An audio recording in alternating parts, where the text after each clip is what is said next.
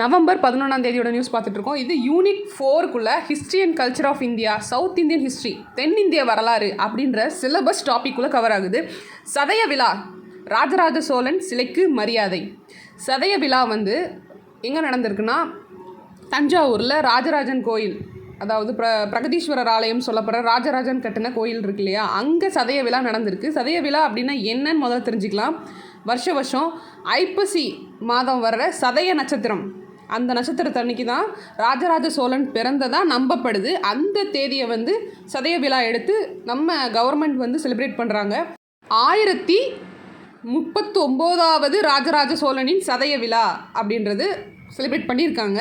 அதில் நிறைய சிறப்பம்சங்கள் இருக்குது. நிறைய பேர் கலந்துட்டுருக்காங்க. நிறைய பேர் டான்சர்ஸ் பார்த்திங்கன்னா நிறைய டான்சர்ஸ் இருக்காங்கன்றதை சொல்லியிருக்காங்க.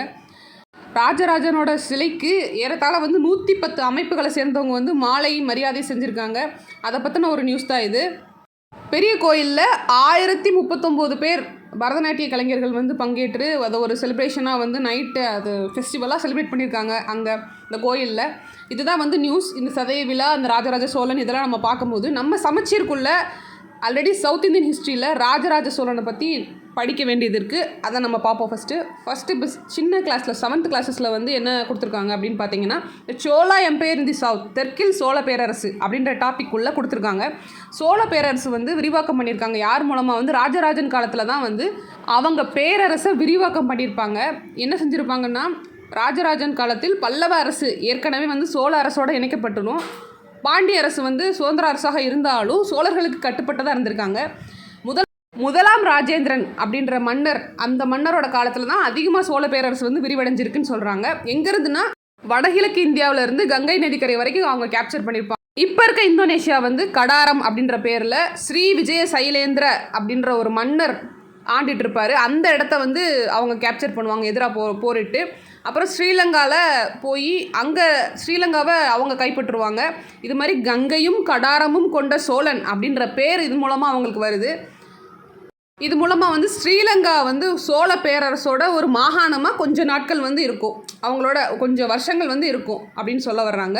ராஜேந்திரன் சோழன் பார்த்திங்கன்னா முதலாம் குலத்துங்க சோழன் காலத்தில் கீழை சாளுக்கியர்கள் அந்த அரசோட ஒரு மேரேஜ் டைப் பண்ணிப்பார். நீங்கள் அதிகமாக படிச்சிருப்பீங்க. அந்த காலத்தில் ஒரு மேரேஜ் ரிலேஷன் மூலமாக அவங்களோட எல்லைகளை விரிவாக்கம் பண்ணியிருப்பாங்க. அப்புறம் பார்த்திங்கன்னா போர்கள் மூலமாக இது ரெண்டுமே நடந்திருக்கும். இதில் ஒரு சைடு மேரேஜ் மூலமாக அவரோட அரசாங்கத்தை விரிவுபடுத்தியிருப்பாங்க. தென்கிழக்கு ஆசியா நாடு மற்றும் சீனா இது உட்பட வணிகங்கள் அதிகமாக பண்ணி தமிழர்களோட செல்வாக்கு, அப்புறம் அவங்களோட அந்த கல்ச்சர் டெவலப்மெண்ட் எல்லாமே அங்கே பரவி இருக்கும். சீனாவுக்கு பரவி இருக்கும், தென்கிழக்கு ஆசியாவுக்கு பரவி இருக்கும். அது மூலமாக அந்த வணிகம் பண்ணுறது மூலமாக. அப்புறம் கம்போடியாவில் இருக்கிற அங்கன்வாட் கோயிலை பற்றி சொல்கிறாங்க. உலகத்திலே பெரிய கோயில் அதுதான். அந்த கோயிலை சோழர்கள் கட்டியிருப்பாங்க. அப்புறம் 11th புக்கில் என்ன போட்டிருப்பாங்கன்னா, Rajaraja 1 is most celebrated of the Chola kings, மிகவும் போற்றப்பட்ட ஒரு அரசராக சொல்கிறாங்க. சவுத் இந்தியன் கிங்டம்லேயே கடல் கடந்து போய் ஜெயிச்சது இவங்களாக தான் இருப்பாங்க.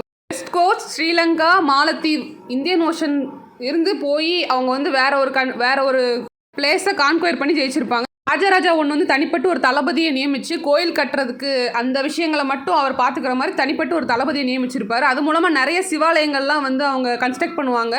அதில் முக்கியமாக பார்த்திங்கன்னா, ஸ்ரீலங்காவில் மகாதிட்டா அப்படின்ற இடத்துல கட்டப்பட்ட ராஜராஜேஸ்வரம் ஒரு முக்கியமான கோயில். ராஜராஜா 1 உயிரோடு இருக்கும்போதே அவரோட வாரிசான ராஜேந்திர சோழனை எனக்கு அப்புறம் அவர் தான் மன்னன் அப்படின்றத அறிவிக்கிறாரு. அவரோட இருக்கிறப்பே அறிவிச்சிட்டாரு. அது 2 வருஷம் அவங்க அப்பா கூட சேர்ந்து நிறைய போர்கள் புரிஞ்சு வெஸ்டர்ன் சாளுக்கியர்ஸ் அவங்கள அட்டாக் பண்ணி அவங்க சைடில் நிறையா பேரை வீழ்த்தி அவங்க இடத்தெல்லாம் பிடிச்சிருவாங்க. அது ஒரு 2 வருஷம் அவங்க 2 பேரும் சேர்ந்தே எல்லாம் செஞ்சிட்ருப்பாங்க.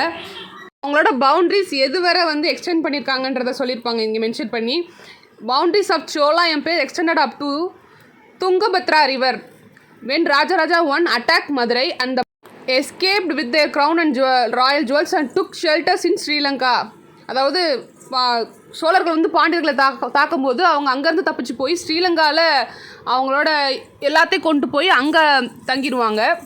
அப்புறம் முதலாம் ராஜேந்திரன் இலங்கையை ஜெயிச்சு பாண்டியர்களோட மணிமுடியை அவரோட உடமையாக கைப்பற்றிடுவார். இது நடந்திருக்கும் ஒரு விஷயமா. இலங்கையோடு சேர்ந்து வட இந்தியா ஃபுல்லாக அவங்க ஜெயிச்சதுனால அவருக்கு அந்த நேம் வந்திருக்கும். என்ன நேம்னா கங்கை கொண்டான் அப்படின்ற பேர் வந்திருக்கும். அதோட சேர்த்து கங்கை கொண்ட சோழபுரம் கட்டியிருப்பார். இதன் மூலமாக வந்து நம்ம என்ன தெரிஞ்சுக்கணும், தமிழர்களோட கடல்வழி சாதனைகள் வந்து சோழர் காலத்தில் தான் உச்சமாக இருந்திருக்கு. சோழமண்டல கடற்கரை அப்புறம் மலபார் கடற்கரைன்னு சொல்லப்படுற அந்த 2 இடத்தையும் வந்து அவங்க ஃபுல் கட்டுப்பாட்டுக்குள்ளே கொண்டு வந்திருப்பாங்க. அப்புறம் இது மூலமாக நிறையா நம்ம படித்தது தான். ஸ்ரீவிஜயம் நிறையா தாக்குதல் செஞ்சு அதை கைப்பற்றியிருப்பாங்க. அதில் படித்தது தான். ராஜேந்திரனோட கடற்படை வந்து ஸ்ரீவிஜயா அப்படின்னு சொல்லப்படுற தெற்கு சுமத்ரா மீது தாக்குதல் தொடுத்தது. அப்போ வந்து 700க்கு, அதாவது 700 to 1300 அந்த டைம் பீரியடுக்குள்ளே வந்து அப்போ அது ரொம்ப வளமிக்க ஒரு நாடாக இருந்திருக்கு ஸ்ரீவிஜயான்ற இடம் வந்து. ஸ்ரீவிஜயம் மட்டும் இல்லாமல் கடாரம் அதெல்லாம் வந்து அவர் ஜெயிச்சிருப்பார். அதனால அவருக்கு கடாரம் கொண்டான் அப்படின்ற பட்டம் வந்து சூட்டப்பட்டது. மேலை சாளுக்கிய அரசலோட 1003 அந்த டைம் பீரியடில் முதலாம் ராஜராஜன் தொடுத்த போர் வந்து 1009 முதலாம் ராஜேந்திரன் தொடுத்த போரும் 2மே வந்து வெற்றி தந்திருக்கும்.